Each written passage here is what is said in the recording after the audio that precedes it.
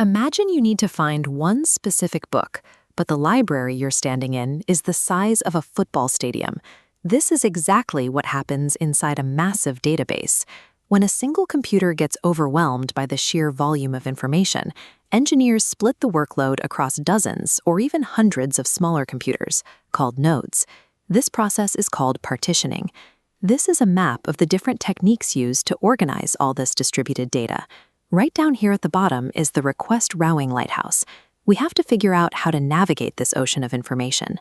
Let's say a person opens your app and you need to load their specific profile, user 12345, from a cluster of 50 different machines. You could try asking every single machine, one by one, "Do you have user 12345? But waiting for 50 computers to check their hard drives and answer back would take far too long. The whole reason you added more computers was to make things faster, not slower. To make this setup actually work, you need a flawless, real-time GPS system, a way to instantly identify the exact computer holding the profile you need. In database design, we call this challenge request routing. Every cluster of computers maintains a master directory, a map that links specific pieces of data to the exact machines responsible for them. And we call this map partition metadata. There are 3 ways to use this map. The first is a dedicated middleman, known as a routing tier, like the front desk of a massive library. The librarian checks their directory, walks to the right aisle, grabs your book, and hands it to you. This approach is very popular because it keeps things simple for the user's application. The app doesn't need to know how the thousands of computers behind the desk are organized. It just asks the middleman and waits for answers. The second approach removes the front desk entirely. Instead, you can walk up to any librarian anywhere and ask for your book. We call this node forwarding. A client sends a request to any random node. If it doesn't hold the data, it checks a shared map and passes the request laterally to a peer that does. That second computer finds your profile, hands it back, and delivers it to you. By letting computers talk to one another, the system doesn't rely on a central front desk. The routing work is distributed among the machines themselves. Finally, there's a third option.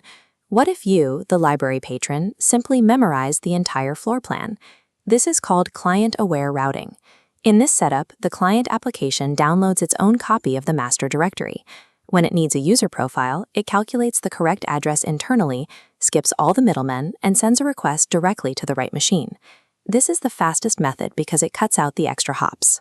However, the client software becomes much more complex because the app itself must now handle the work of watching for changes in the database's layout. Up to this point, we've treated the database like a static building, but in reality, server racks crash, hard drives fail, engineers plug in brand new computers to handle spikes in traffic. When a new computer is plugged in, the database automatically shifts chunks of data off older machines to equalize the workload. This is called rebalancing. This creates a serious problem. If the data moves to a new machine, but the routing map doesn't update at the exact same time, your app will confidently drive to the wrong address and find nothing there. A map is useless if it reflects yesterday's layout. It has to stay perfectly synchronized with real-time changes across the entire cluster. To maintain accuracy, modern architectures rely on a separate coordination service. This is a specialized system whose only job is to track the location of every partition and keep the master directory up to date.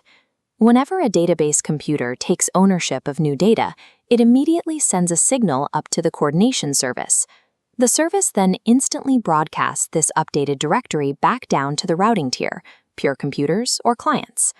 Splitting a database across hundreds of machines is the only way to handle huge amounts of data. But that scale only works if every part of the system stays perfectly in sync, ensuring you can always find the right record exactly when you need it.